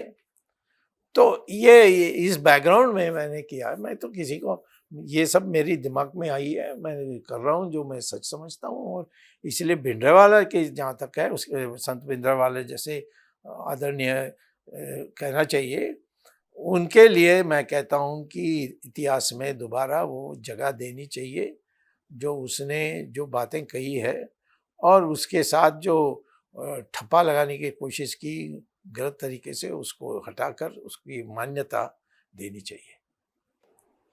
आपको जब आप ये बात आप बहुत बड़े पैमाने पर कहते हैं कि केजीबी का सारा ऑपरेशन था, केजीबी का मदद थी, जब केजीबी की बात करते हैं तो जो लेफ्ट के लोग हैं, बहुत सारे लोग कहते हैं, हरकिशन सुरजीत, नहीं वो आपके ऊपर कहते हैं कि क्या आप किसी एजेंसी के था, ठीक है, स्वामी जी सीआईए से हैं, देखो आप सीआईए के लिए काम कर रहे थे, ये आपके ऊपर एलिगेशन लगता है। किसको बोलने से कैसा होगा, कुछ आधार देना चाहिए। मैं तो कह रहा हूँ कि रशियन एम्बेसडर ने मुझसे बात की थी कि ये भिंडरावाला सीआईए का है और ये देश को अलग करने में लगा हुआ है एंड ऑल दैट। तो मैं तो ऐसे ही नहीं कह रहा हूँ। और केजीबी का रिश्ता सोनिया गांधी से है, ये तो मैंने पुस्तक का जिक्र किया। एक पुस्तक दिखा दीजिए जहाँ कोई अमेरिकन ने कहा कि स्वामी CIA का एजेंट है, या कोई इंग्लिशमैन है, कोई भी है, कोई इंडियन है, उसमें एक ही बार किसी ने कहा, वो है संजय वो क्या है वो स्पोक्समैन, उसने कहा, तो मैंने केस डाल दिया उस पर। उसने माफ़ी में नामा चिट्ठी लिखी, तब मैंने छोड़ा उसको। ये एक परसेप्शन आपके बारे में, कोई किसी कहे तो कह दीजिए स्वामी को लिख कर दे दीजिए, और मैं केस डाल दूंगा और फिर उसको सताऊंगा, समझे? नहीं, मैं ये कह रहा हूँ कि सर जब आप पीछे तो सीता के बारे में भी लोग कहते थे कि वो रावण के साथ सोती थी, तो उसके लिए मैं क्या चिंता करूं, मैं रामचंद्र जी नहीं हूँ। पर आप जब आप लड़ते हैं, जैसे आप यूपीए के खिलाफ, एंटी कम्युनिस्ट हूं उसमें, सर मेरी सवाल तो सुन लीजिए। जब आप जैसे आप कांग्रेस के खिलाफ लड़े, है ना, उनकी सरकार थी, आपको कोई डर नहीं, बेडर होके पूरे योद्धा बन के लड़े आप, ठीक है। अब मोदी हैं, उनसे भी आपका पंगा पड़ गया तो बोलते हैं आप, खुल के बोलते हैं जो तो कहते हैं स्वामी के पास ऐसी कौन सी ताकत है, स्वामी कहां से ऐसी ताकत लेते हैं कि सरकारों से हर कोई डरता है, तो इनके पीछे, ये लोग कहते हैं कि इनके पीछे कोई एजेंसी है, वो तो स्वामी के पीछे भी कोई एजेंसी है, वो इतना पावरफुल है। कमजोर है ना, मैं ब्राह्मण हूँ, असली ब्राह्मण हूँ। मैं नहीं कहता मैं पैदा हुआ ब्राह्मण, मेरे गुण सब ब्राह्मण का है, और ब्राह्मण किसी से डरता नहीं तो वो ब्राह्मण नहीं हो सकता, समझ गए? मुझे पता है भगवान किसके साथ है, मैं धार्मिक हूँ और इसीलिए उससे बल मिलती है। और पिछले ज़माने में जो भी हुआ, जब मैंने स्टैंड लिया तो आखिर में मैं जीता। मैं यही कह रहा हूँ कि आप, सोनिया सबसे पावरफुल थी, आप चले गए, जेल भेजने में लगा हूँ तब भी उसने, सोनिया ने आपको कुछ नहीं कहा? क्या कह सकती है? मेरे पास तो एक भी भ्रष्टाचार का तो कुछ नहीं है, कोई गलत काम का कुछ नहीं है, तो क्या बोलेंगे? ये किसी का नहीं हो सकता, ये किसी का टीम में नहीं हो सकता, ये किसी की सरकार गिरा देता है, किसी की बना देता है। हाँ, वही ये करते रहे आप। हाँ, तो ये जो कमजोर दोस्ती सी बाद में आपकी हट गई। वही कहा कि दोस्ती मांगी ना, मैं क्या करूं? मैंने कहा मैं केसेस आपके ऊपर खिलाफ नहीं विड्रॉ करूंगा, उसने मान लिया, तब मैंने उसको स्वीकार किया। उसके ऊपर भ्रष्टाचार के केस के जेल भेज दिया था उसको मैंने। तो यहीं से लोग कहते हैं कि जब आप इतनी ताकतवर लोगों से लड़ते हैं तो आपके पीछे भी कोई ताकत है। लोग कहते हैं सीएए हो सकती है, क्यों मुसाद हो सकती है। क्यों हो सकती है? आपके विरोधी कहते हैं ऐसे। विरोधी तो मैं कभी सुनता हूँ, विरोधी इसको सुनते तो मैं अभी गुलाम हो जाता। वो जो अब उनको जो ईर्ष्या होती है, वो क्या बोलेंगे मेरे खिलाफ? कहाँ से ये, वो कह नहीं सकते मैं पढ़ा लिखा नहीं हूँ, मैं तो हार्वर्ड में प्रोफेसर था। हाँ, कोई नहीं कह सकता, IIT में प्रोफेसर था, PhD हार्वर्ड से है।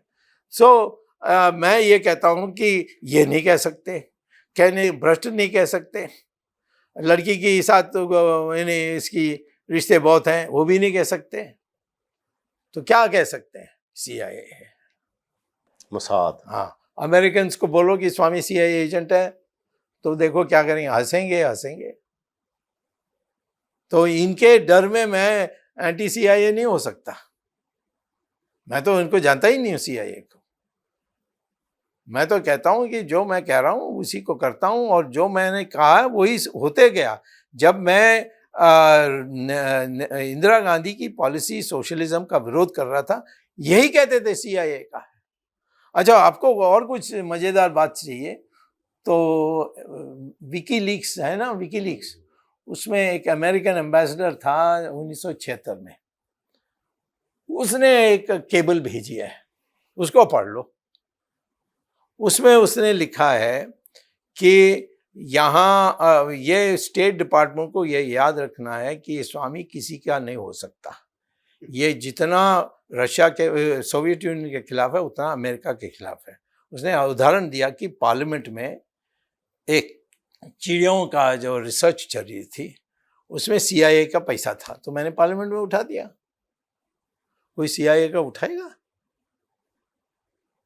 तो उसने उसका जिक्र किया। इसीलिए ये है एक्सट्रीमिस्ट नेशनलिस्ट, ये किसी का नहीं हो सकता। ये है अमेरिका का व्यू मेरे बारे विकीलीक्स में।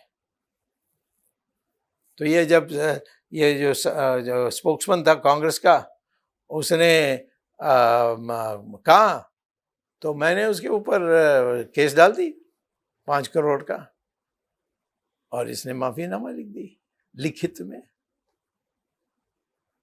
तो कोई भी है मेरे मुंह पर कहने बोलो, मैं उसका टेप रिकॉर्डिंग करूंगा और केस डाल दूंगा, उसका चमड़ा उतार दूंगा। ये इतना इतना बड़ा अपमान है कि मैं सारा छोड़ के इंडिया आया हूं, और मैं प्रोफेसरशिप कहीं भी बन सकता था दुनिया में, और मैं देश के लिए काम कर रहा हूँ, और कहिए कि इतना काम, इतनी शक्ति तुम्हारे पास नहीं है, तुम कायर हो। तो मैं सीआईए, मैं भी कायर हूँ, बट सीआईए के मदद के कारण मैं शेर हूँ। यही है ना।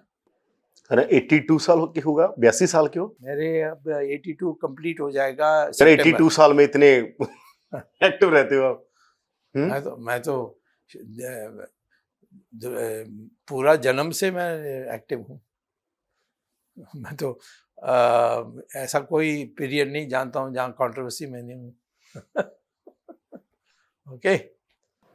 तो लास्ट सवाल सर मेरा, हाँ। ये जो घटनाओं का आप क्या मानते हैं? मान लीजिए आपने, जैसे मैंने वो सवाल पूछ रहा था कि आपने कुछ सोल्यूशन देना और सामने कोई बंदा बैठा है, मान लीजिए पीएम मोदी बैठे हैं या मोहन भागवत बैठे हैं, वो कह रहे हैं कि स्वामी जी आप बता दो सिखों के बारे में, हम वही कर देंगे, तो आप क्या कहोगे? मैं तो कहूँगा कि सिखों से पूछो मिनिमम डिमांड्स क्या है, मैक्सिमम डिमांड्स क्या है, और देखो किसको आप मान सकते हो। सिखों क्या कहेंगे, वो जो ये जो हीलिंग टच वाली मैं बात कर रहा था कि उनको भाई तो उनको एंगेज करना है कि जो हुआ हिस्ट्री में, पूछना है कि तुम्हें क्या चाहिए जिससे आपको लगेगा कि हिंदुओं ने प्रायश्चित कर लिया है। प्रायश्चित का अर्थ जानते हो? पश्चाताप। पश्चाताप, हाँ, प्रायश्चित कर लिया है। तो बस उसके बाद हम दोनों एक ही है ना, क्या फर्क है हम लोगों में। गुरुद्वारा मैं भी जाता हूँ, आप भी मंदिर जाते हैं। गुरु नानक राम मंदिर का पहचान देकर गए, हमने इसको कोर्ट केस में उपयोग किया कि गुरु नानक ने कहा है। तो हमारे कभी नहीं था कि हिंदू और सिख अलग होंगे। हिंदू माने सनातन धर्म, कोई ऐसा हिंदू माने सब कुछ, ही और हिंदू, हिमालय हिंदू, जो यहाँ रहते हैं वो हिंदू है। और इसीलिए कॉन्स्टिट्यूशन में भी अंबेडकर ने लिखवाया कि हिंदू माने ये लोग। क्रिश्चियन और जू तो हो, क्रिश्चियन और मुस्लिम तो हो ही नहीं सकते, क्योंकि वो तो बाहर का धर्म है। ये हमारे हिंदू देश में पैदा हुआ धर्म, उसका अलग अलग नाम है, उसको सबको मिलाकर हम हिंदू कहते हैं। साधारण ऐसा ही होना चाहिए। सिखों को अलग करने के लिए अंग्रेजों का प्रयास था, क्या नहीं किया उन्होंने। ये महाराजा रंजीत सिंह के बेटे के साथ, दिलीप सिंह उसका नाम था, क्या वो कोहिनूर, इन्हें महाराजा रंजीत सिंह ने जाकर अफगानिस्तान को भी कैप्चर करके आ गए। इधर चाइना वाला लेह लद्दाख भी तो सिखों के पास था सारा। और बिल्कुल, और सरदार, परंतु ये अंग्रेजों ने में रशिया भी नहीं टिका, पर सिख टिके। That's right. और वर्ल्ड वॉर 2 में सबसे ज्यादा आगे और सबसे ज्यादा कैजुअलिटी हुई थी सिखों का। और जो हमने हिटलर का कैपिटल कैप्चर किया, वो सरदारों ने कैप्चर किया था, क्रेडिट अंग्रेज ले रहे हैं, हमने किया।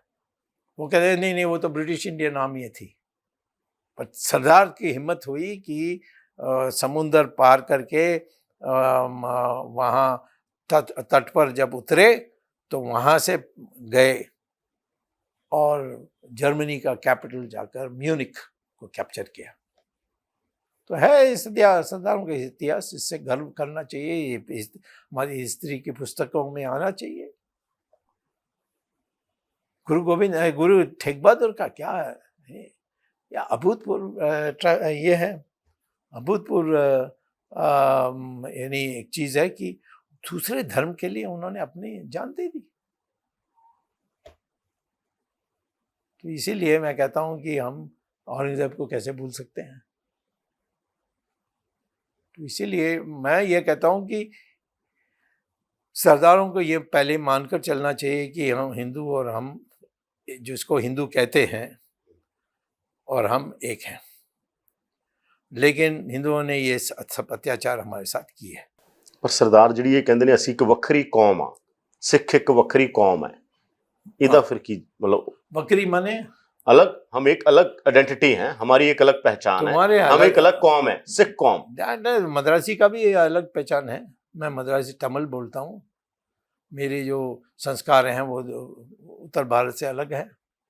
मेरा जो रिश्ते हैं महिलाओं के साथ, यानी माँ बहन ये सब, ये तो यहाँ से अलग है। यहाँ तो महिला पर्दा आज भी पहनते हैं। हमारे हिंदुओं में तमिलनाडु में कोई भी महिला ऐसे पहनेगी तो वो विधवा है, कोई महिला नहीं पहने डालेंगे ऐसे ओपनली। महिला सब जगह में है, जैसे पहले पुराने ज़माने में होती थी, क्योंकि यहाँ मुसलमान कम गए ना दक्षिण में, तो इसीलिए ये फ़र्क तो होगा ही। मैं नहीं कहता हूँ कि तुम हिंदू हो, बिल्कुल नहीं कहता हूँ। मैं ज़रूर कहूँगा कि आपने हिंदुओं को बचाया, हिंदू की सेवा की, हिंदू की हम कृतज्ञ हैं। हम यानी एक जिसको क्या कहते हैं, हम आपको आप यानी एहसान मानते हैं, ये है। परंतु दोनों एक रहना चाहिए। हम खालिस्तान कभी नहीं मानेंगे, कभी नहीं मानेंगे, जितना भी खून खराब हो। ਧੰਨਵਾਦ स्वामी जी, बहुत बहुत धन्यवाद ਤੁਹਾਡਾ ਸਾਨੂੰ ਟਾਈਮ ਦੇਣ ਲਈ, ਬਹੁਤ ਧੰਨਵਾਦ। ਚੰਗਾ ਗੱਲ। ਤਾਂ ਇਹ ਨੇ ਸੁਬਰਾਮਨਿਊ स्वामी ਜਿਨ੍ਹਾਂ ਨੇ ਸਾਰੇ ਸਵਾਲਾਂ ਦੇ ਜਵਾਬ ਬੜੇ ਖੁੱਲ੍ਹ ਕੇ ਦਿੱਤੇ, ਜਿਨ੍ਹਾਂ ਨੇ ਕਿਹਾ ਕਿ ਸਿੱਖ ਇਸ ਦੇਸ਼ ਦਾ ਟੁੱਟ ਹਿੱਸਾ ਨੇ ਤੇ ਉਹ ਲਗਾਤਾਰ ਇਸ ਦੇ ਲਈ ਲੱਗੇ ਰਹਿਣਗੇ।